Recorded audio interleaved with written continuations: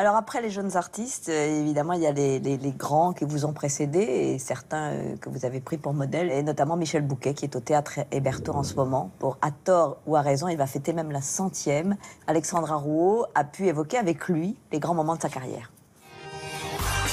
Michel Bouquet, c'est un accro aux planches. Après avoir fait ses adieux en 2011, il s'est empressé de reprendre quelques mois plus tard Le Roi se meurt. En 70 ans de carrière et plus de 70 rôles à son actif, le comédien a interprété les plus grands classiques, s'est frotté aux plus grands auteurs. Il fut le premier à jouer une pièce d'Harold Pinter en France, a démarré avec Jean Anouilh, copiné avec Ionesco. Bref, c'est un grand, un très grand que nous avons eu la chance de rencontrer. Il est en ce moment sur scène, dans À tort et à raison de Ronald Harwood, pièce qu'il avait déjà jouée il y a 15 ans avec Claude Brasseur. Il donne cette fois la réplique à Francis Lambraille. Mais vous avez bien dirigé pour Adolphe, non? Ça correspondait à votre conviction de séparer l'art et la politique? Ce n'était pas la même chose. Mais ça, oui. J'ai été piégé. Comment ça? L'occasion pour nous de revenir avec Michel Bouquet sur les grands moments de sa vie théâtrale.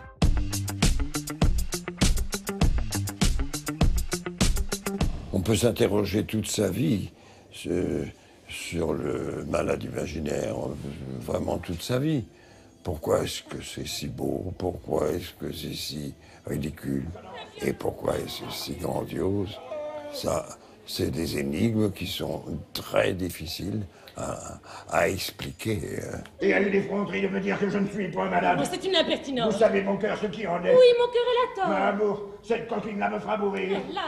Elle écouste toute la bile que je fais. Ne vous fâchez point, Et il y a tort. je ne sais combien que je vous dis de me la chasser. Mon Dieu! Ce qui est parfait, je veux dire, dans l'art, c'est ce qui est inexplicable.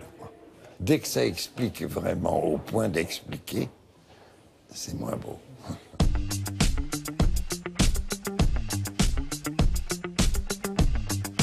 C'est Anouilh qui m'a vraiment frappé beaucoup. Parce que il avait toujours une solution simple pour parvenir à un résultat très compliqué. Par exemple, dans Bitos, par exemple, il me disait toujours montez votre voix, Michel, montez votre voix. Alors je parlais de plus en plus. Montez, et toujours garder cette petite voix. Et ça devenait la voix de Bitos. Je voulais seulement vous dire, monsieur, que la force dont nous avons besoin ne peut pas être le fait d'un seul homme. En 1965, Michel Bouquet joue dans La Collection. C'est la première fois qu'une pièce du dramaturge anglais Harold Pinter est jouée en France. C'est un esprit des plus intelligents, je pense, qui a existé chez les auteurs dramatiques.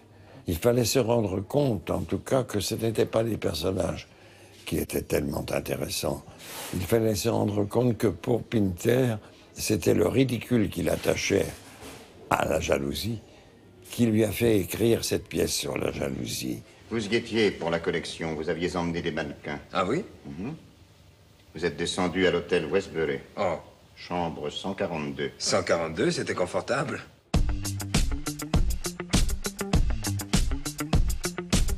C'est un métier si mystérieux, si bizarre, on est sûr de rien et on a peur de tout. Nous parlons ici de choses qui concernent toute mon existence. Ma carrière, ma vie. C'est ma liberté, puisque c'est pas moi. C'est une vie qui n'est pas la mienne. C'est une vie qui est le personnage. Alors, c'est une vie qui ne m'appartient pas et qui me soulage de ma propre vie. Alors, c'est une vie à laquelle je m'attache. Partout où l'on joue Wagner ou Beethoven, les hommes sont libres. La musique les transporte vers des contrées où les tortionnaires et les assassins n'ont plus le pouvoir de leur faire de mal.